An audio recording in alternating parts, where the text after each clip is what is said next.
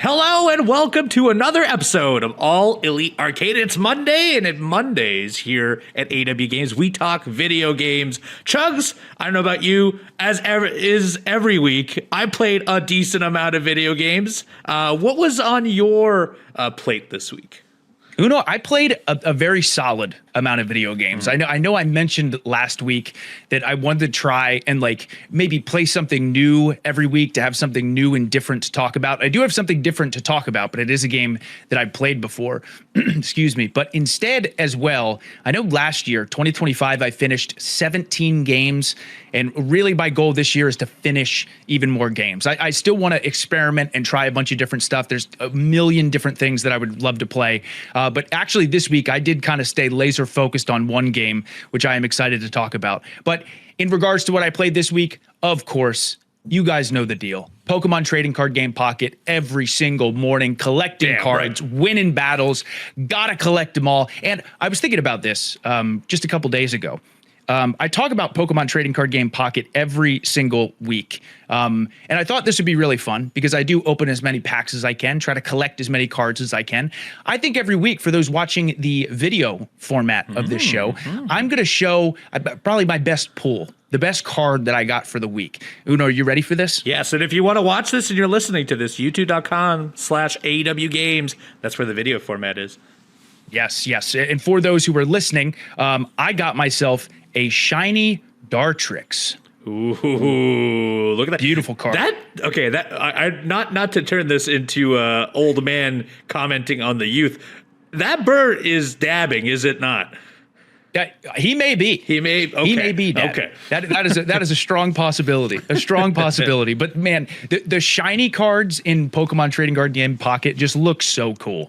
So cool. Those are the third most rare cards. The second second place card that, as far as being the most rare, is the 2-star shiny cards, which is awesome. Those are normally EX Pokemon that are shiny. And then, of course, the most rare cards being the gold cards, which is your prized possession once you get a hold of one of those. But yeah, I figured I'm going to do that every week, show off a card that I got for the week that I was very happy with. This week being the shiny Dartrix, which I was very, very excited about. But nothing real new to discuss as far as battles. Still some new promo cards to collect, some new chancy picks to collect.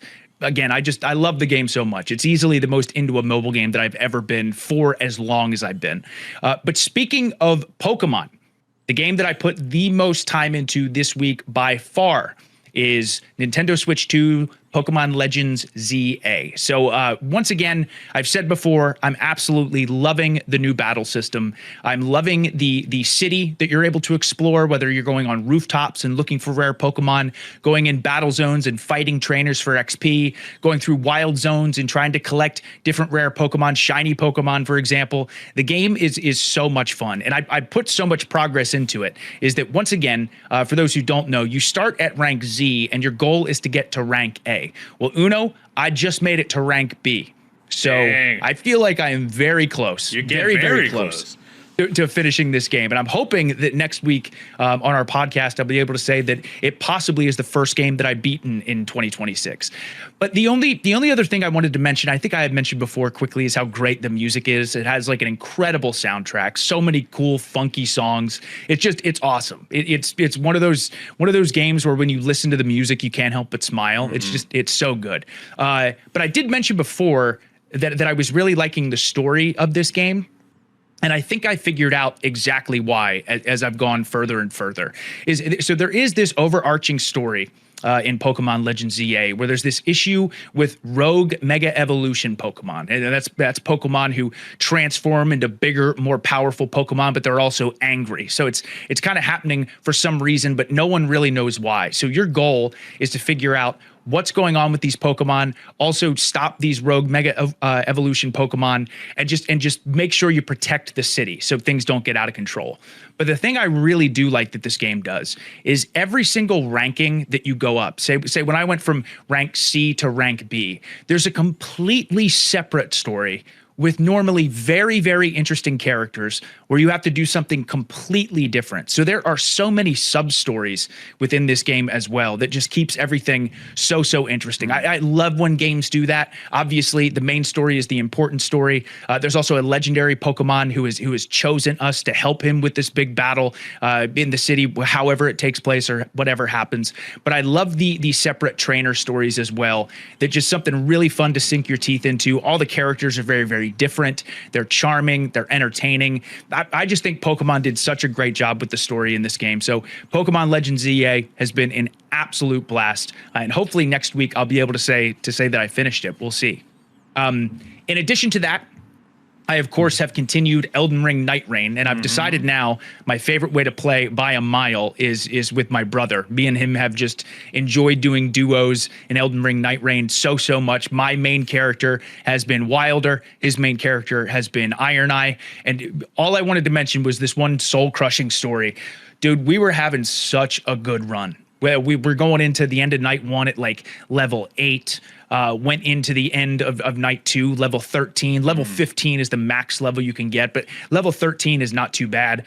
We had great relics. We had both picked up like incredible weapons for our builds. We had good talismans. We were on a roll. So we get to the final boss, and we have the boss to like 20% of his health. A very challenging boss. And my brother's controller died. And everything just fell apart. Everything just fell apart. I thought, oh my God, we're gonna do it. Our first duo win. It did not happen. It did not happen. It was very soul crushing. But most important thing, it was so much fun. So again, I've said before that I think Elden Ring Nightreign certainly is a very challenging game, especially with the idea of there being such tight time constraints on you, and you're hoping to get certain weapons and trying to decide which route you want to go, which I've talked about this before. But my God, it is so much fun, especially playing with somebody that you know. Like for me, playing with my brother has been so much fun. So I'm going to continue playing Elden Ring Nightreign probably through the rest of the year. Hopefully I'll have some more success stories for everybody. But my God, the game is it's such an absolute blast, such a blast. And I played that with him on my Rogue Xbox Ally X. And I think I mentioned before that I was playing on the Xbox Ally X and my brother was playing on the TV with his PC, and it worked seamlessly. Well, I wanted to do a little bit more experimenting. I was very curious to see how like a full-blown multiplayer would work on this Xbox Ally X. And not just with a game that I had downloaded, but like a game that I streamed. So I decided, I was at my mother's house actually, and me and my brother were gaming together. And Master Chief Collection. I love me some Halo. We were talking last week about Halo. Then I got in a big Halo mood. I wanted to play some Halo, and I decided with the Xbox Cloud Gaming service to stream Halo: The Master Chief Collection while my brother played on his PC. I was able to add him into my party. We were able to jump into a matchup with 8 other people. Uno, you would have had no idea that I was cloud streaming. Like, crazy. It worked so good. So good. Like I was just the first match we did, I was just blown away because all I was really looking for was like audio cues or like visual hiccups or like input delay or anything like that. Dude, nothing. It worked so good. And not only that too, but again, my mom doesn't have terrible internet, but she doesn't have great internet. So that to me was like a real test to see how it was going to go.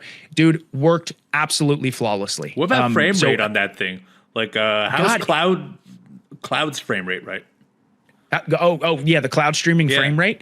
Dude, I mean, I think it was hitting. It seriously felt like it had to be at least 50 FPS. Wow, at damn. least. Okay.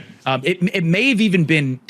I don't know if it was a full 60, but it was definitely at least 50 frames per second. Again, there was no glitching, no issues where my game kind of stuttered for a second. It worked so well, and especially too with 7 other people in this matchup. I was like, man, this is so cool. So I just again wanted to mention how incredible it is, not just what handheld gaming devices have done. I've said before now that we have the access to be able to play any Xbox, PlayStation, Nintendo, or PC game in our hands now, which is so cool. But again, the cloud service is like so incredibly next level, because the Xbox cloud gaming service is great. Again, I've talked about the PS Portal and how incredible that is with PS Premium, playing Ghost of Yotei and that working flawlessly. Of course, the Switch and the Steam Deck, they speak for themselves, but it really is amazing kind of seeing where gaming is going and how incredible the technology has gotten. So, man, again, nothing but praise for the Xbox Ally X. I've really enjoyed it. And last but not least, of course, for anyone who watches me on stream, I am currently, even though I finished Clair Obscur Expedition 33, I did decide that I wanted to check out a little bit more of the side content. And of course, I eventually want to check out the DLC as well. Uno, I am loving this side content so much. Hell yeah. That I thought this was going to be like a quick little, like, let me check it out, or then let me play the DLC. Revisit for a few hours and nothing. Oh my God, dude. Like, there is so much awesome stuff in this post-game side content. First and foremost, there are so many incredibly cool looking areas that I had never seen before. There's so many awesome and very difficult enemies and bosses that you encounter. There's so much juicy lore that I had missed as well. Like, I'm learning so much more about the Clair Obscur Expedition 33 journey as is, and all the different characters and people involved in it. There is so much in this game that is just kind of sitting back there. And if you want to discover it, if you want to look for it, you can find it and it will reward you. But generally speaking, I'm sure a lot of people have missed a lot of this stuff. And I am just so glad that I've decided to keep playing it and mess around with stuff. Like game mechanic wise, for example, for the longest time I was stuck with Mael has been my go-to character. She hit the absolute hardest, like just did so much damage. And I had 6 skills that I was like really committed to using. And I had all these skill points with Mael that I hadn't even really messed with. I was like, no, I really like my pattern. I like using this fury move because it keeps me in virtuoso stance, and then I can hit, a second time. But I decided, I'm like, I should probably experiment with these. If I don't like it, I can just like change the skills back. Dude, Uno, in your playthrough, did you by chance use any of Mael's void skills? No, not a single one. Dude, I so much like you, my entire I committed to 6, and I was like, these are the one for me, and I completely ignored all 25 other ones. Dude, I wish so bad that I would have used those sooner, because I remember the first time I was like, all right, let me use this void attack. It does, it attacks all the enemies. It says very high. I mean, I'm talking like 250, 350,000 damage, like in one to multiple play. Enemies. To multiple enemies sometimes. Now, the biggest one for sure is this one that was just extreme void damage to one target. That was like in the high 6s. Actually, I streamed it earlier today. I did the most damage in one turn I've ever done. Mael did over 1 million damage in one hit. It was a boss. The entire health bar just completely disappeared. So that has been so wild. And I haven't even got to like any of the super bosses yet, because I'm sure they exist. So I'm very curious to see how that goes as far as the void damage goes. But man, it is so cool. And it just has me, so excited thinking about another playthrough of this game down the line, because again, Seal, I haven't used a ton. Minoko, I haven't used a ton. Yeah. They have this huge skill tree and huge understanding as characters that I can't wait to go back and explore with all the characters, because there is just so much deep within this game that I hadn't even really touched on. Minoko has like 40 plus skills because you have to take them from the enemies you defeat, and so I believe Minoko has more skills than any of the other players in the game. I think so. I think so. Yeah, because exactly what you said, he gets those skills based on enemies that you defeat or that you attack. And again, my plan originally was to go into this side content, but before I did, I was like, let me just check out a little bit more. Or sorry, my plan was to go right to the DLC, and instead I decided to check out a little bit of side content before I did. I started at the Endless Tower, which has been awesome, but so challenging. I got to a point in the Endless Tower where I was getting like one shot, and it was a situation where the only chance I had is if I like parried 9 attacks in a row with really wild patterns and parries and stuff. So I was like, you know what? I'm going to go explore a little bit of the rest of the world. And I'm so glad I did, not only because of the fights you're getting and the weapons you're getting and the skills you're learning, but again, the story within it too. So right now, I'm literally just going all around the world and checking out some areas that I hadn't seen before. Dude, this game just keeps on giving. It just keeps on giving. I thought this game was a masterpiece and a once in a generation video game before. And as I'm playing more and more and more of it, that it's just proving me and so many people that have said this right. It's an unreal experience. I'm not even close to getting tired of playing it yet.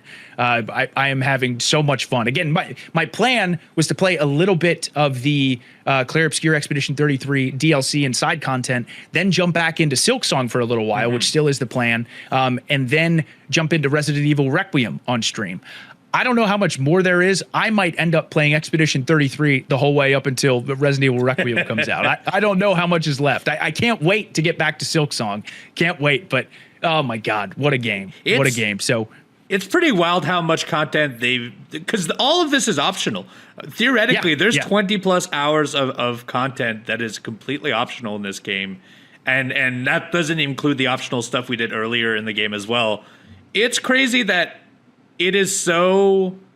It is by far, I think, the game that was voted the most game of the year in 2025, and so I would say likely the game of the year. Universally, that's what we would agree on. And still, I bet you most of the people who completed that game have yet to scratch the surface of the extra content. I know I haven't. I know a lot of people who haven't because they feel like they couldn't achieve like the difficulty curve to it. But I'm glad to hear that. If you start looking at the skill sets, you start actually maneuvering around the map, you can actually attain some of these harder bosses for sure. I'm really excited to get into it, especially because you said there's so much lore involved.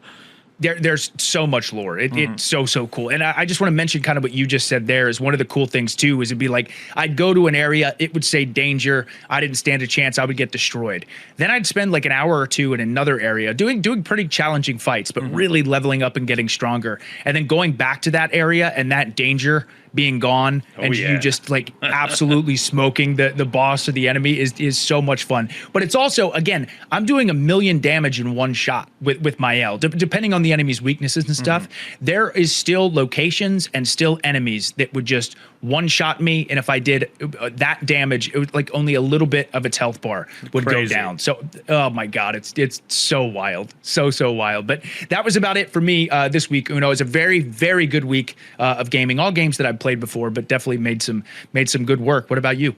On my end, I played a few things that I played before, but I also have dived into some new stuff. And of course, I will talk to you about what I promised last week. But first, I played more Fortnite.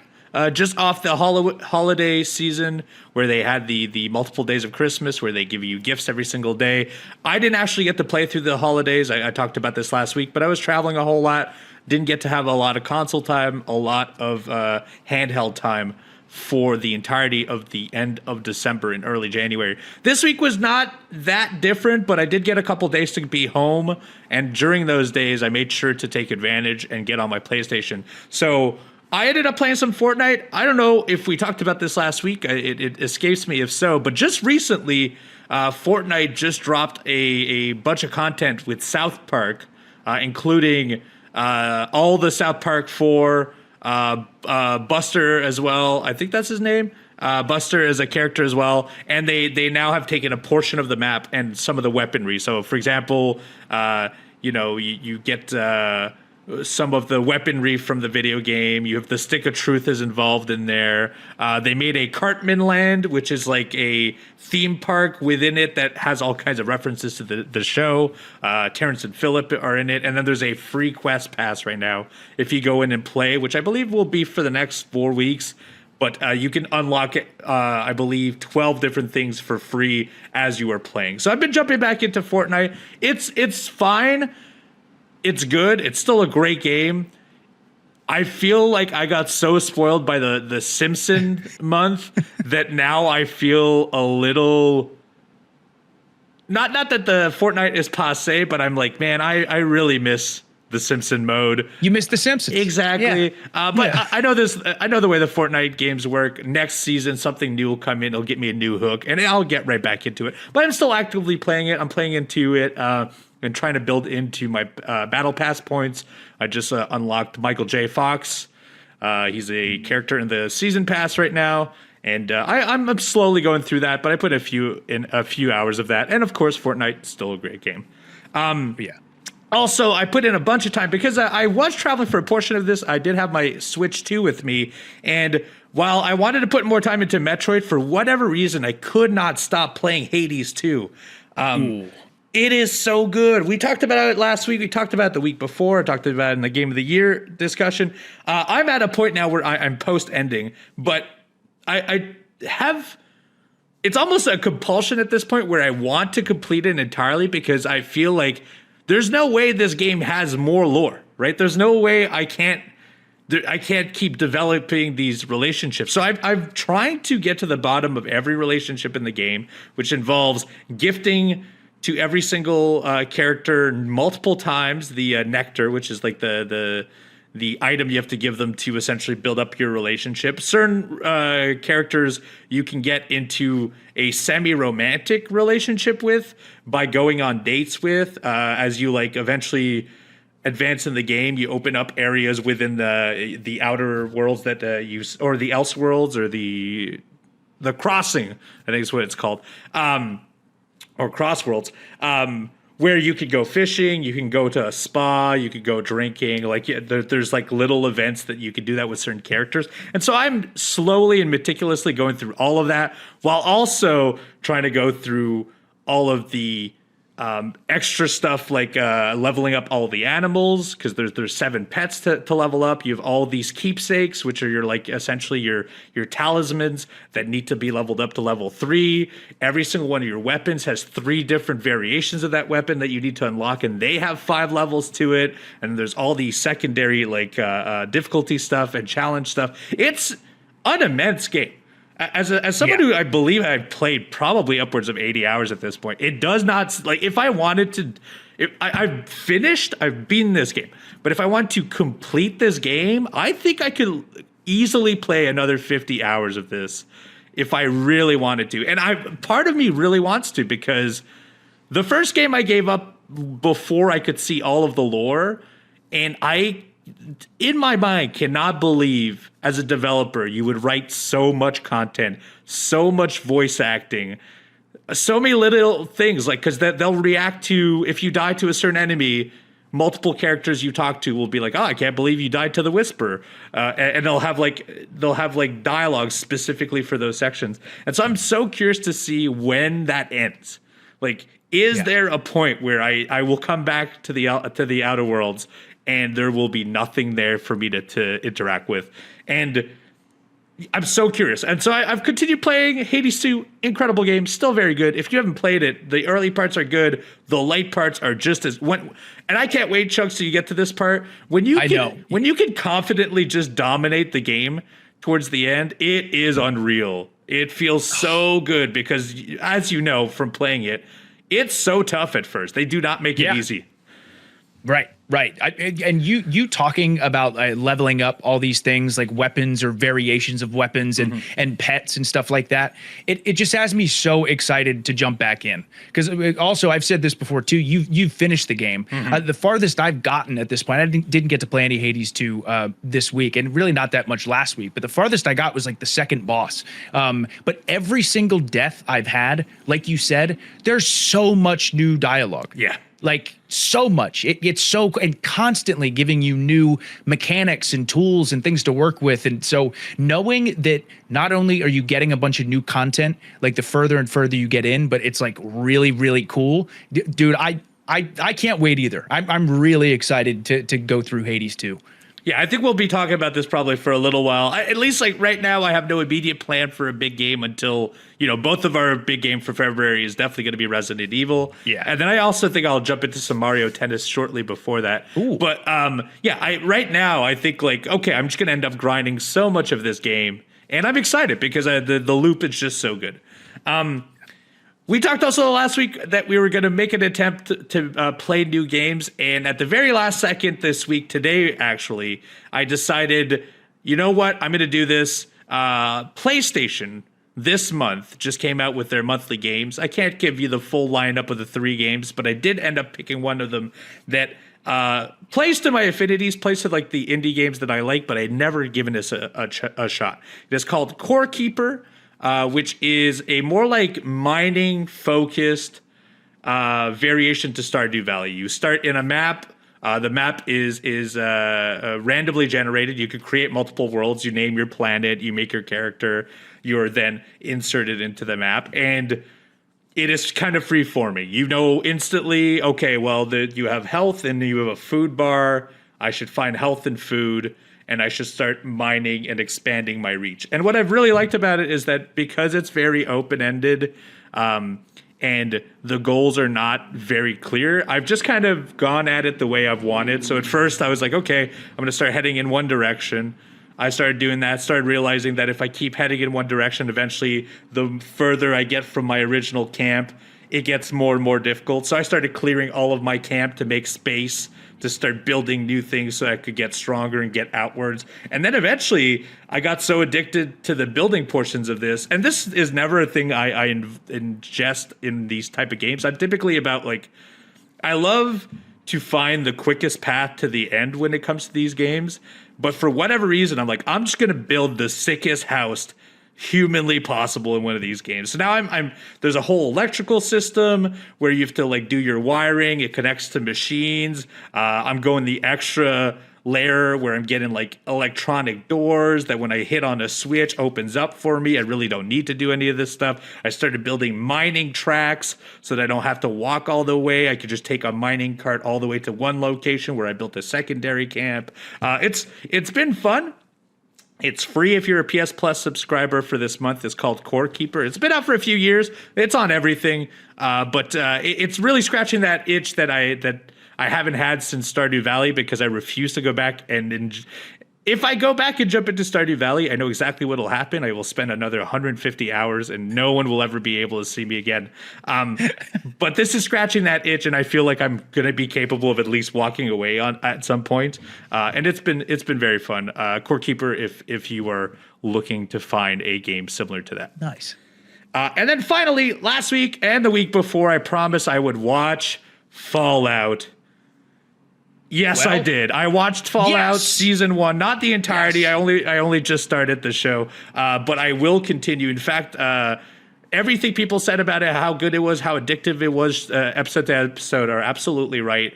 I cannot wait to continue this. I love that in the first episode, not only do they establish the entirety of the lore for someone that doesn't know it, but if you are a fan of the series, they give you everything at the upfront. You get all of the visual cues from Fallout, all of like the products, Nuka-Cola, the health packs, the sugar bombs, the outfits are all there. The factions are there, and I also know there will be more about that in the future. But like right off the bat, you hear about the Conclave. You hear about the Brotherhood. You instantly get to see a vault. You see it, and you meet the Ghoul, which is an incredible character already. And Walton Goggins, I think, is an incredible actor. So even better that he's featured in this show. Great show.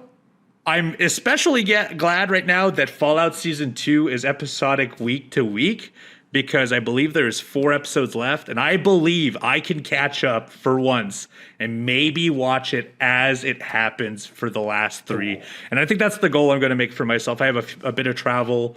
These episodes are about an hour each. That's, I think, 10 for the first season. I think I could get there. And that's only 12 hours of content. If I just stop playing Hades a little bit, I think I could pull it off. So yes, I'm enjoying it a whole lot. The acting's incredible. The visuals of it are incredible. It's a great show. I'm so glad that you enjoyed it. I knew that you would, but what has me even more excited is if you're already all in, like on this first episode, dude, just wait. Oh, perfect. Just wait. You are going to love it. Absolutely love it. And just incredible video game adaptation television show. So good. I do want to say also the thing, and I often forget that this is what I associate with Fallout, but the opening of that show instantly provides you with the music of the times, and it made me want to play Fallout so bad. I know. I didn't realize how much I just like flipping on that radio channel and listening to like 1930s, 1940s bops. But man, it's been very good, and I cannot wait to explore more of it. You will hear all about it next week for sure.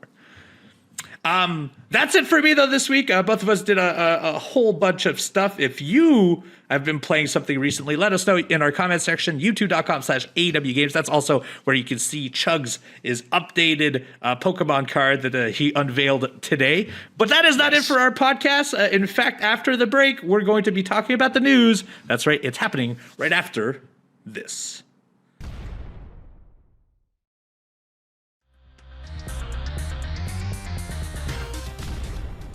And welcome back to episode 92 of the All Elite Arcade podcast with myself and Evil Uno. And before Uno jumps into the news, we of course have the producer quiz, where our producers are kind enough to send us 3 questions to challenge myself and Evil Uno's video game knowledge. I was the winner of 2025, but 2026, it's a fresh slate. And right now, Uno has the lead with 1 win, me with 0. So this is a big week for me, Uno. This is a really, really big week. And let me tell you, I'm looking at these questions and I'm pretty nervous. But we'll see how it goes. Are you ready to go? Oh, I'm ready.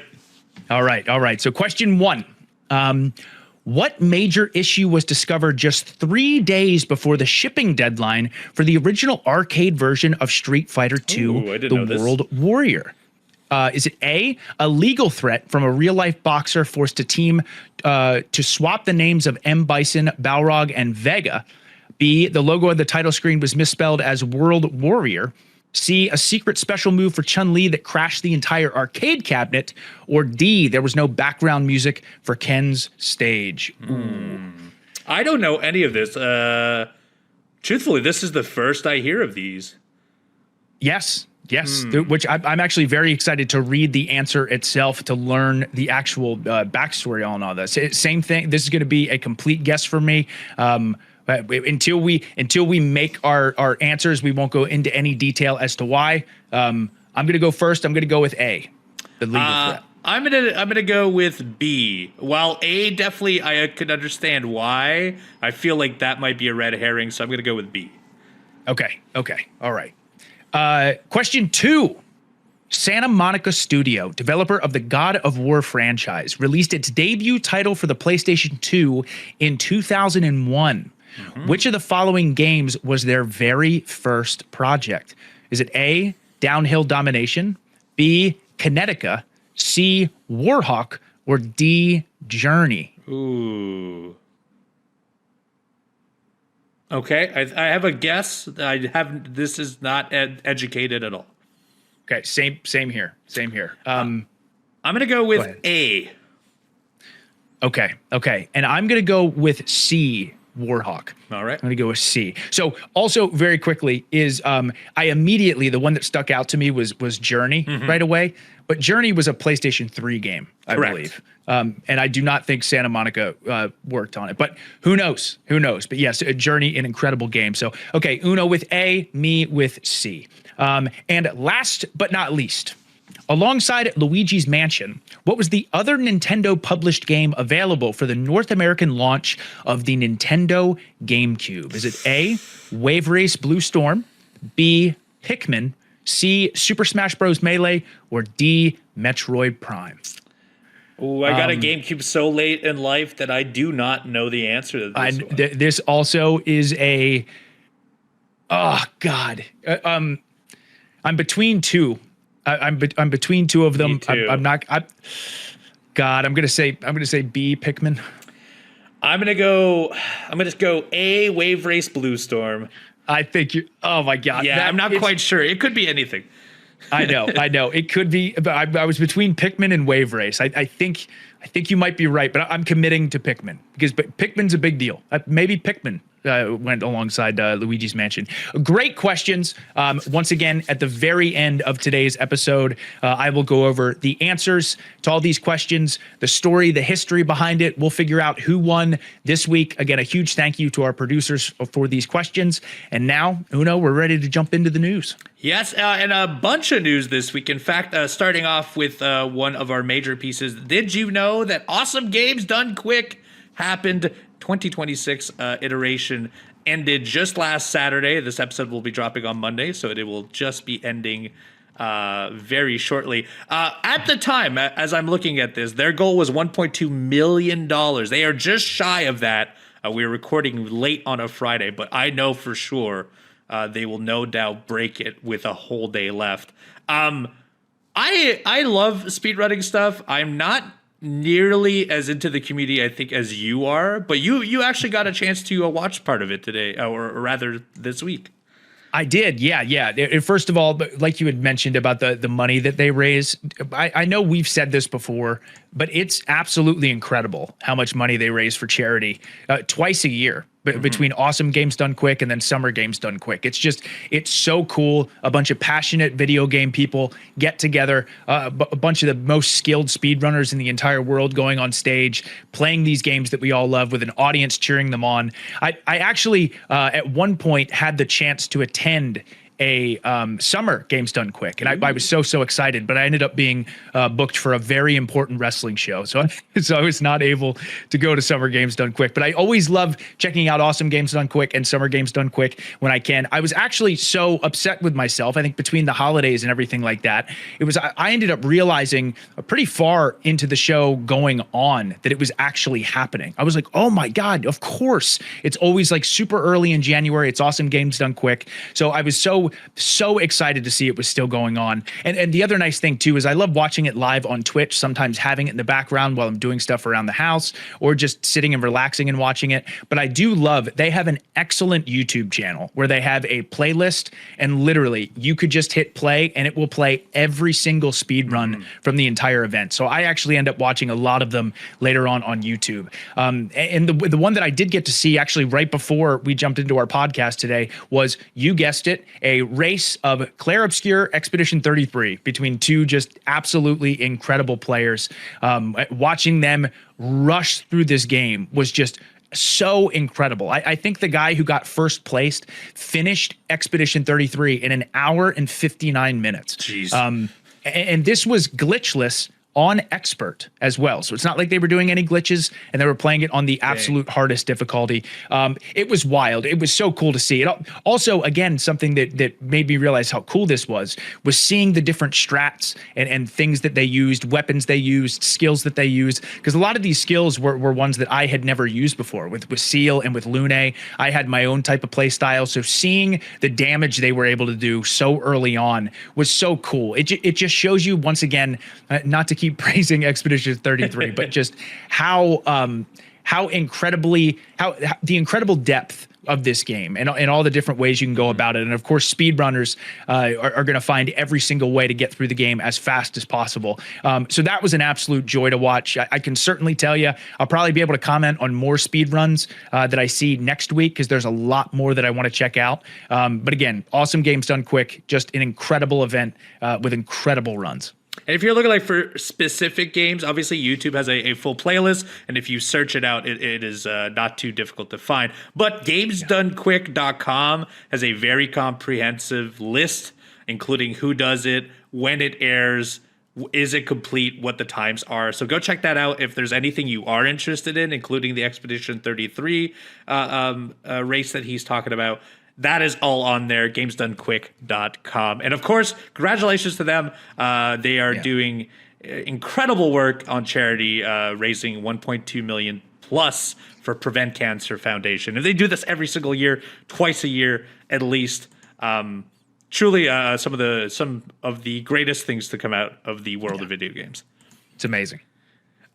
This is for us, friend. The Witcher 3 is reportedly getting a surprise expansion this year. Now, initially, it says surprise, but Chugs and I talked about this before. Last year, there was actually a rumor that there would be a new Witcher 3 DLC from a pretty notable source. It was an analyst from a Polish securities company, and while a lot of people are like, okay, but that seems weird to come out with a DLC, so long after the initial launch of this video game, it does look like it's true because several people have seemed to confirm that it will get a new paid DLC for Witcher 3 in May 2026, really not that far away at all. This is developed by Fool's Theory. This is the studio that is currently remaking Witcher 1 for CD Projekt. So this is like a much like New Vegas was a different studio working on a Fallout game. This is a studio working alongside CD Projekt, but not CD Projekt proper. And from my understanding, this is strictly rumors. This is not out in the open. This is supposed to be an interstitial DLC that will connect the story of 3 to number 4. Because, of course, as we both know, and as you all know listening, Witcher 4 in the works. They showed a tech demo and I believe just cinematic more recently of Witcher 4. That is anticipated to come out maybe this year. We're not entirely sure. We will see. We've not seen some gameplay quite yet. But that's also not the other games that they're working. So on top of the DLC and the remake of Witcher 1 and Witcher 4, CD Projekt is also actively working on a multiplayer game set within the Witcher universe. So, and the Witcher TV show, from my understanding, is back on track too. There's a whole lot of Witcher coming this year and in 2027. And a perfect time for me to try to finish the DLC I have not finished for Witcher already. Oh yeah, it's so worth it. Some of the best DLC between that and Shadow of the Erd Tree. Those are my two favorite DLCs of all time. But dude, this news, I hope so badly this is true. It's how I felt last year when I heard about it, and the fact that this is like really grown as well as far as it being a possibility of us getting DLC for The Witcher 3 is so awesome. So again, it's so wild to think about though, not only with all the different projects that they're working on. Obviously, Witcher 4 is going to be massive from that tech demo that we saw. It's going to look absolutely gorgeous. It's going to innovate in a lot of different ways. But the fact that they're taking a now 11-year-old game and adding a DLC to it, eventually to lead us into Witcher 4, that would be one of the coolest things that they could ever do. I hope so bad this is the case. Again, so many people regard Witcher 3 as one of, if not their favorite games ever. So this is such a great excuse to go back in and play this incredible game. This is awesome news. Awesome news, and I hope it happens. It's already a really polished game. I wouldn't even be surprised if this DLC drops and they also do some more quality of life stuff and some better compression for the game as well. Because that thing can run on practically everything now. I think it's run on the previous generation, this generation, every single handheld, Switch 1, Switch 2. Truthfully, my laptop can play, and my laptop can't play a whole lot of stuff anymore. So I would not be surprised if not only is this a cool DLC, but they might actually put a little bit of work in the game itself. Very excited to see this. We'll be seeing a lot of Witcher this year. Here comes some two interesting lists. Coming first is the Polaris List. The Polaris is a nonprofit game design retreat where essentially it's a place that focuses on the art of creation of video games. They had, in the fall of 2025, surveyed over 160 professional game designers, asking them a very simple question: what are the top 10 games that inspire you or have most influenced you as a developer? And they made sure to say not the best video games out there, but the ones that have inspired you and inspired you to, expand the art form. And so they've compiled all 167 professional game designers' lists into a list of 10 games. It actually is more than 10. They laid it out up into 100 games. But because this is a quick podcast and not a 2-hour form podcast, we're only going to do a top 10. So, according to the Polaris List and 167 developers of video games, the top 10 most influential / most inspiring games for video games are number 10, Outer Wilds from 2019. If you don't know anything about Outer Wilds, it is without telling you much about it, you start on a planet, you can fly off that planet and expand onto other planets.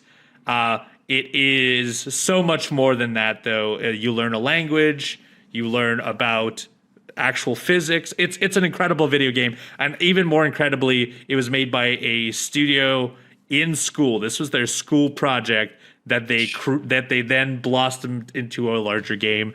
So very excited for Mobius Digital, what they do in the future. Number 9, this one is of no surprise, Minecraft by Mojang Studios. I think Minecraft kind of opened the door to independent games being the games of the year. And also, just like the open-ended crafting game, no game, I think, is as big in the open crafting world other than Minecraft. And maybe Roblox at this point. But, Minecraft walked so that Roblox could run. Number 8, Spelunky by Derek Yu. This is a 2008 game. This is an ultra-difficult platforming game that was huge in the indie circles, and it was huge in early YouTube when Let's Plays were massive. Back when I did the YouTube content, this was one of my big games, as well when I twitched over 15 years ago. Incredible game. Great game. Yeah. Number 7, Deus Ex by Iron Storm in 2000. That is honestly a crazy sci-fi game. They just recently made a remaster of as well. I have never played this game, if I'm being truthful. Me either. I always hear great things about it, but I've never had my hand on it. I did play some of the later Deus Ex games, and I enjoyed those a lot, but I could imagine this probably was a real eye-opener in the year 2000. Number 6 is The Legend of Zelda Breath of the Wild. According to the people who voted for it, it said they influenced it influenced how they designed narratives and characters in the future, and how open world games were one way. This game made it that just the discovery of what is on the map was part of the fun and the loop. Truthfully, if this game didn't come out, I think Ghost of Yote would be different. Every open world game that came after would be vastly different. Because before that, it was all about the GPS system on maps. This one does not have that. It's all about visual cues, markers, making your own map yourself. Of course, an incredible game. And then, not to mention the physics. Oh, please. That's what I was going to say, too. The physics engine was just so out of this world. It still is maybe my favorite, or at least one of my favorites. It's unbelievable, all the different vehicles you can make and things like that. It really was so impressive on so many levels. So that makes total sense to me. Yeah, just like the chemistry stuff they've got in there, how the elements interact with each other, how steel attracts lightning, how, water will make surfaces wet and have less tension. Truthfully, it makes me want to go back and play it. Great game. Number 5 is Slay the Spire by Megacritic from 2019. Slay the Spire is one of those dungeon crawler deck builder games. I love it. I've played a ton of Slay the Spire. I've played a ton of Slay the Spire 2. Probably the best roguelike card game that is out there in the world. There are quite a few, but my personal favorite is Slay the Spire. And it would seem it's a personal favorite to developers as well, because it is number 5. Coming up to some big ones here. Number 4, not surprising, Shadow of the Colossus. We're 20 years removed from the original game, and I think still to this day, I don't think there are games still that are built like this. I don't think so. I can't think of a game structured in a way that the boss fights were its own levels, and just the sense of scale in a video game, unlike any other game at the time on PS2. Not surprised this was voted so high. Yeah, I agree. Number 3, a game I have not played and a game that has just recently been re-released as well, Dwarf Fortress, which my understanding is like a bunch of complex system and a bunch of narrative-focused content in the most basic graphical display system humanly possible. People have told me that you can live a whole life in this video game, and I have yet to play it, but I hear great things about it. It is the number 3 on this list. Yeah, I gotta try that one. Number 2 is Sid Meier's Civilization from 1991. This is, of course, a RPG playing game, but also a simulation of life as well. I personally do not love these games, but I could definitely see how it influenced so many stuff. I believe it's what influenced, the StarCrafts, the World of Warcrafts, all the way to the stuff that is up to nowadays, Europa and so on and so forth. Sid Meier's Civilization, number 2. And finally, number 1, which is really unsurprisingly as well, Portal by Valve, 2007's Portal. Incredible narrative, incredible use of first-person puzzling that you would never have seen before. In fact, it generated its own type of first-person puzzle game genre after this, which was like the Portal-like. Still to this day, you could replay this game right now, and you would still be baffled and amazed. It's an incredible game. That is your 10 list from Polaris List of the most influential games, as noted by professional game designers themselves. But not the only list we have this week, because we have another list. This one is the 2025 top 5 most played games on both PlayStation and Xbox. The reason I wanted to bring this up is a very interesting tidbit. 2025's top 5 most played games on PlayStation and on Xbox are the exact same games that were from 2024. Wow. The most played, that we're talking hours put in by collectively by people in 2025 on PS5. The top 5 games were Fortnite, Call of Duty, GTA 5, Roblox, Minecraft.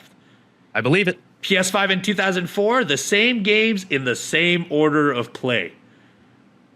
Xbox, on the other hand, the top 5 most played games are, well, you just heard it, Fortnite, Call of Duty, GTA 5, Minecraft, and Roblox. The last 2 inverted, which, of course, Xbox owns Minecraft. I feel like not entirely surprising. Minecraft edges Roblox a little bit. And then 2024 were the same games, but the order was a little different on Xbox. Call of Duty, Fortnite, Minecraft, GTA 5, then Roblox.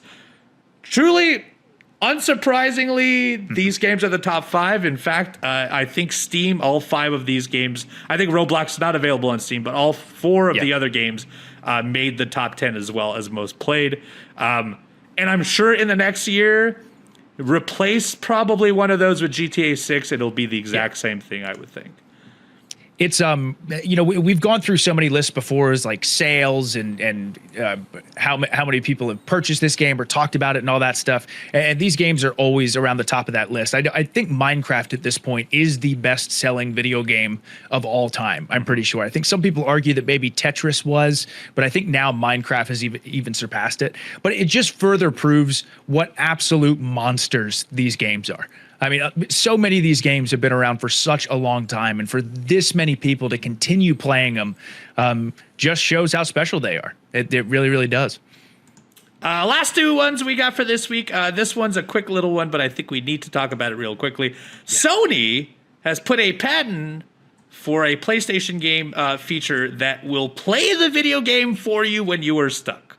So Sony's AI platform is building a ghost feature where, when playing your video games, let's say you have an issue, you could put ghost mode and it will trigger a best course of action of your character, and it will show you that pattern. Or if you feel like you cannot achieve that, you can then initiate completion mode, and it will just let that character be your character and complete the sections in a game. I'm sure there are uses to this, and like obviously, if we're talking accessibility wise, there are people who cannot complete Elden Ring that probably want to complete it, or even that can't complete simpler games as well as easily as we might. And so I think that is super interesting and fascinating for them on that side. I think on a large scale, it's an odd feature, but also ghost modes have kind of always been around. We were bound, I think, to have something like this. I just didn't think it would complete the game for you. I never thought that would be an option, but that seems to be what they are working on. Right. It's absolutely fascinating and wild to think. And you're right about the ghost mode thing, but it also is fascinating to think about being stuck in a part using ghost mode, so the character shows you exactly what to do for then you to try to do it yourself. It's just technology again. We were talking about this at the start of this podcast, and now talking about it again here. It's wild how much that it's growing.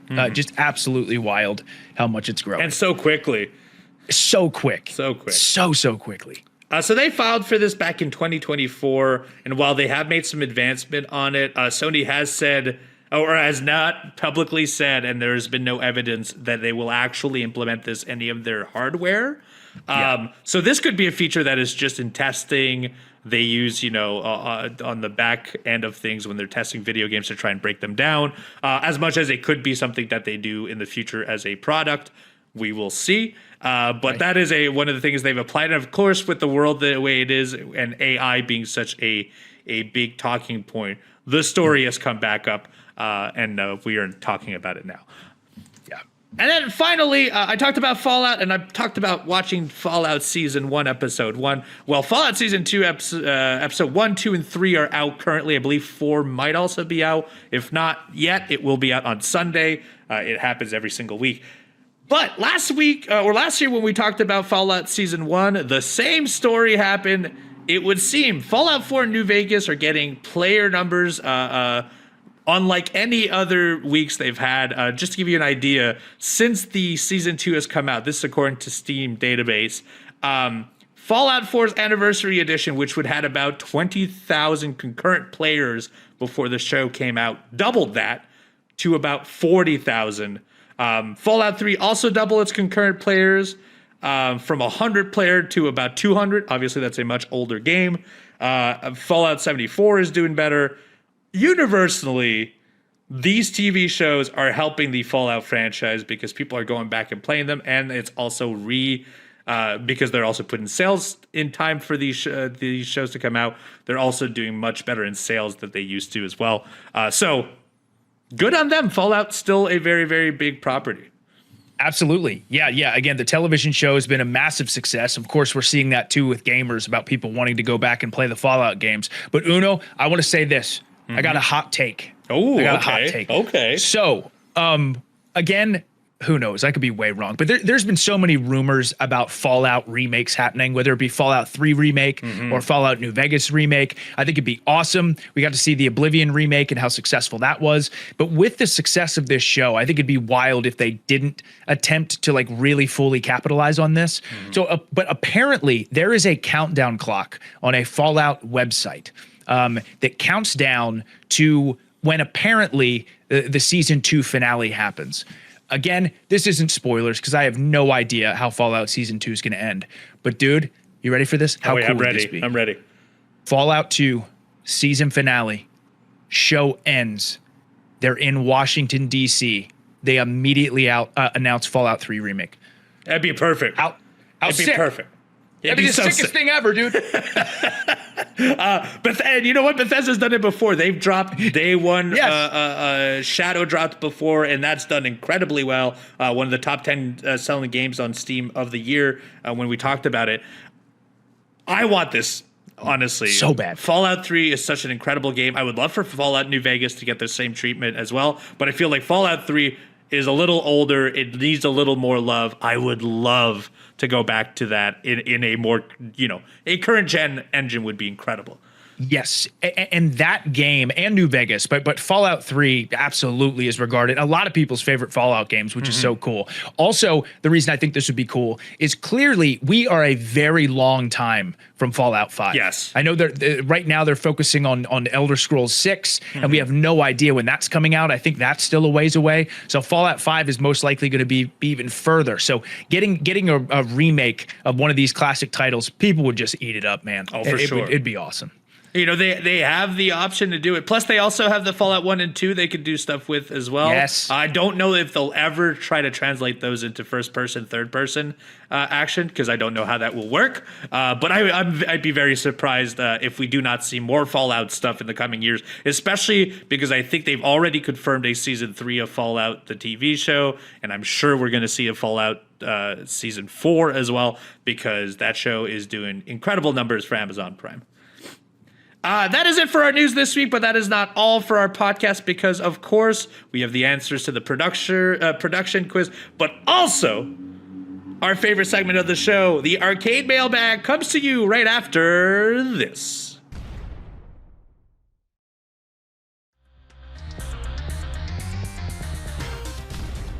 And we're back. It's time for our favorite segment of the show, the Arcade Mailbag, brought to you by our friends at Upper Deck. Upper Deck is cracking open the most electrifying AEW trading card release yet. That is the 2025 SP Game Use set. Available now, this is AEW's first ever Game Use product, and it's stacked with pieces from the ring. Each box delivers 1 autograph and 2 memorabilia or tech inserts. And whenever you're chasing matchup relics, or if you're chasing for tech-layered rarities, this release is pure adrenaline for collectors. Collectors can now get their hands on a box in their local hobby shops. Visit upperdeck.com to find a store near you. Today, we actually don't have an SP box, but we do have a metal deck. Those are the previous 2025 cards, our personal favorite decks of cards. Obviously, the SP deck is incredible. You get autographs all the time. But we have these bad boys today. What do we have today, Mr. Chugs? All right, here's the start of the metal pack. We got Sheeta. Ooh, Sheeta, terrifying. Satnam Singh, he's got a card. This is, oh, wow. That's a beautiful card, too. That is a beautiful card. So is this one. Will Ospreay, here it is. Tack. And, that's a Turbo. Yeah. Turbo Floyd. There you have it. Those. Beautiful cards. They're all shiny. Very shiny. Like shiny Pokemon cards. Exactly. Those metal packs have a nice shiny finish to them. Go check them out. You can find those as well as the 2025 SP Game Use set. Go to upperdeck.com to find a hobby store near you. Thank you to Upper Deck for sponsoring our episode and bringing to you the Arcade Mailbag. If you want your question answered, go to tbs.com/arcade mailbag. We have a few today. What do we have today, Chugs? Yes. We have 2 questions today, 2 great questions. Starting off with Steve. Steve, thank you for the question. Hey, guys, great podcast. Thank you, Steve. What is your favorite or most anticipated game that was canceled? For me, it was Mega Man Legends 3. Steve, that is such a good question. First of all, my brother is going to be so happy that you said that. He loves Mega Man Legends. So I also am bummed that we did not get a Mega Man Legends 3. But that's such a good question. The one... I'd have to really, really sit down and think about this, but the one that comes to mind immediately, just because it's so fresh in my mind, was the cancellation of this supposed to be recent Perfect Dark game. I thought when they showed the trailer at the Xbox Developer Direct, I thought that Perfect Dark looked incredible. It looked like a new version of this series that I love so much. Again, with GoldenEye on the N64 being so successful, and then Perfect Dark coming out and really just upgrading in every single way. Perfect Dark was awesome. So I loved that we were going to get to see a new Perfect Dark game. So I was very, very disappointed that Perfect Dark was canceled. That's the one that comes to mind immediately for me, Steve. Me, when I think of canceled games, I always think about this because back in the day, I was a big Nintendo Power subscriber. I would read every single thing. I honestly, I think I read most of the magazines at the time when it came to video games. It was my fascination, especially when the N64 came around. I want to know everything about it. I want to know everything about every single game. There was a canceled game that ended up becoming Conker's Bad Fur Day. So there's a Conker game that they once canceled. They reused the assets. They made Conker's Bad Fur Day. That was great. But to me, by far, the one that got canceled that to this day I'm still a little miffed about is Earthbound 64, also known as Mother 3. They eventually did come out with a Mother 3 for Game Boy Advance. Incredible game, but not the one that they had teased in a couple commercials and in a couple video. And there's people who have gone out there and who have found actual footage of the game in play, the little demos that they had out there. So it was real. But Earthbound 64 was going to be a full 3D Earthbound sequel, and as someone who absolutely loved Earthbound on the Super Nintendo, I wanted this game so bad. I also feel like that's why they got Ness in Smash Brothers at the time, because I think at the time they were looking to make Earthbound one of their big products, but it never came to, and to this day I'm still pretty miffed about it. Yeah, for real. Steve, you asking this question is so great because, Uno, as you're talking about this, just two other ones came into my mind. First of all, we ended up getting this game, but Resident Evil 0 was originally supposed to be on the Nintendo 64. And seeing like the screenshots of it, it looked so cool, that like PS1 and 64 era graphics. Again, Resident Evil 0 on GameCube is one of the most beautiful video games ever. It's so good, but also would have loved to see that Nintendo 64 version. Also, there was supposed to be a GoldenEye on the Xbox 360. Yes, they was. Completely remastered, and it looked great. It looked so good. So to imagine playing GoldenEye with like dual analog sticks would have been so cool. And I can only imagine how many incredible canceled titles there have been out there. I'm actually pretty sure there's a book out there with that, where they talk all about canceled games that just would have been awesome. So, Steve, that's a great question. Hopefully we get no game cancellations this year, because there's a lot of great titles coming out. And last but not least, Bill, thank you for the question. Hey, Chugs and Uno, Happy New Year. Happy New Year to you, Bill. Year to you. Here's a hypothetical question for the two of you. Ooh, imagine you know that over the next 3 months, you will have exactly 100 hours to play video games. So about 1 hour per day on average. What length of games do you use that time to play? Do you play one big 100-hour epic, knowing that's the only thing you can play, tackle a couple of big, juicy 50-hour games, or go for something like 10 smaller 10-hour games so you get a variety of genres and experiences? Bill, that is such a good question. That's an incredible question. Wow. Uno, what do you think? 100 hours seems like a lot of hours, but then when you break it down to 1 hour of video games a day, it actually seems like so few. Especially to like someone like me and Chugs who Twitch stream and we travel with our consoles so often. Here's my little hang up on this question. It says imagine the next 3 months. Yes. And that actually influences my question, my answer so much so, because if for the next 3 months, it's currently January, when this comes out, it will be January 11th, or 12th. In early January or mid-January, if you give me 3 months, I have to plan for the release of Resident Evil 9. Yep. In fact, on my calendar right now, it has the date, and the rest of the days is pretty much dedicated to this is what you're playing. You are giving your time to this game. So my whole 3 months is going to be dedicated to preparing myself for that, which means once that game comes out, which would be about 6 weeks from now, the next 6 weeks are going to be fully dedicated to completing Resident Evil 9. So that, I believe, will be probably 50 hours of gameplay on Resident Evil 9. Until then, I have two options, which is to put a bunch of little games, but being me, I think I would try to tackle another 50-hour game, something like I may be completing the entirety of the Silent Hill F, or maybe finally getting to Kingdom Come 2. I think I would do 2 50-hour games if I was given this option. Uno, I completely agree with you. We are absolutely on the same page. Like, again, the second half of this portion of this question, Resident Evil Requiem just has to be played. That would be my option. And then again, before playing Resident Evil Requiem, same thing. Again, I know this is a very large game, but I wonder how large it is if I just focused on the main missions. But like finishing a Ghost of Yote is something that maybe I would like to try. I don't even know if that's possible.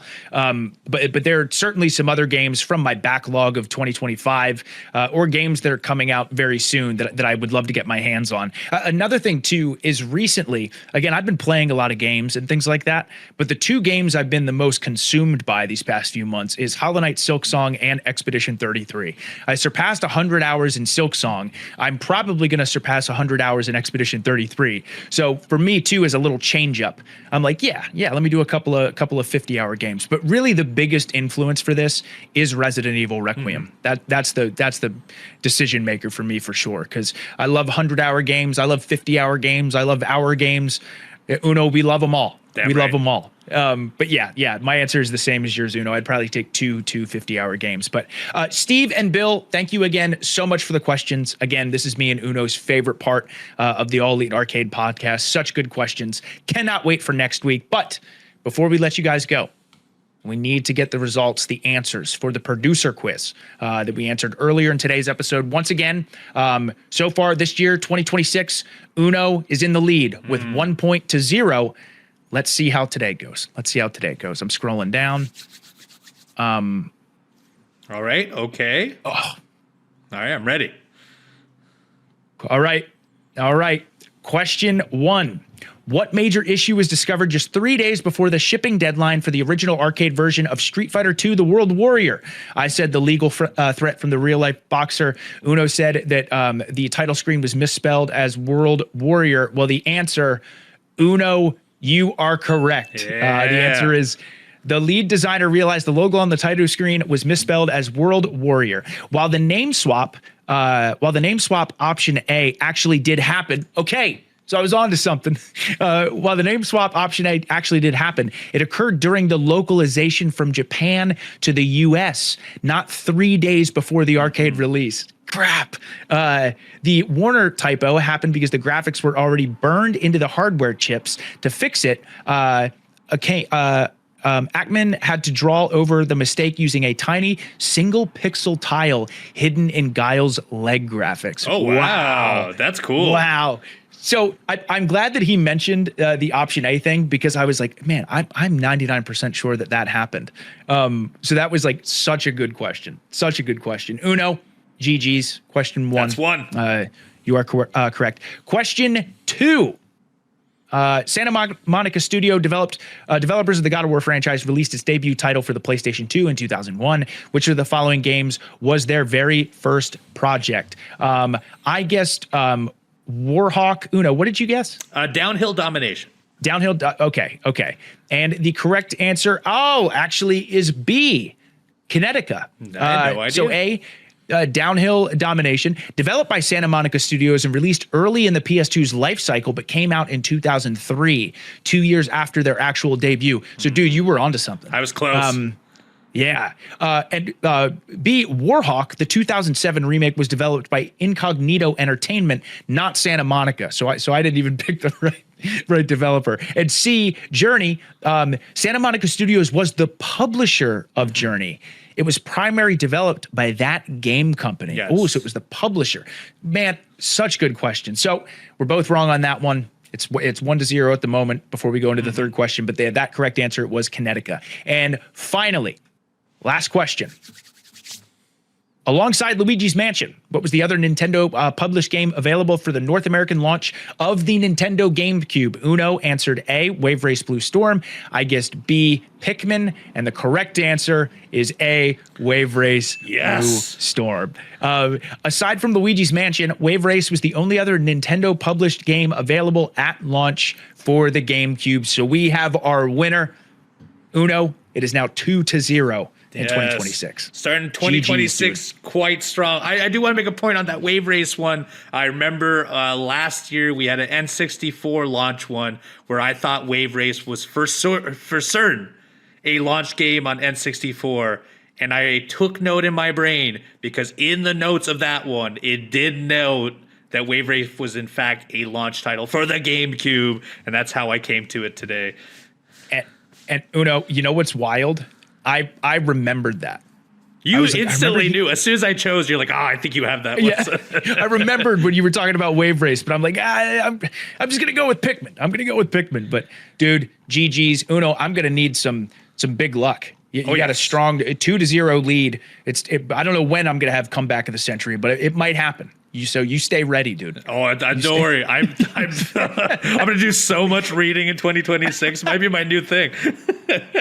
Just for this slight advantage. Hey, if you want to answer some or send us some questions here that be answered here on the Arcade Mailbag, do it at tbs.com/arcade mailbag. That is where we pick our questions from. We answer 2 to 3 every single episode. As well as our episodes are available on podcasts wherever you listen with your ears. That's where we are available in audio format, but our video format is available on youtube.com/awgames. Hit that subscribe button. Not only will you get us on Monday mornings at noon, on Thursdays you will get MXM's show, Bronami Code, as well. We're all on Twitch, twitch.tv/eviluno, twitch.tv/the Chugs. The Chugs is currently playing Expedition 33 and probably will be for some time, as well as twitch.tv/awgames every Monday night at 9 p.m. Eastern Standard Time. MXM hosts a Twitch stream on there, occasionally with Ricochet, occasionally with others. Go check that out. That is it for us this week, but we will be back next Monday because Mondays is when we talk video games in this household. So do check us out then. Have a good day. Have a good night, whatever it may be. Have a good one. Bye-bye.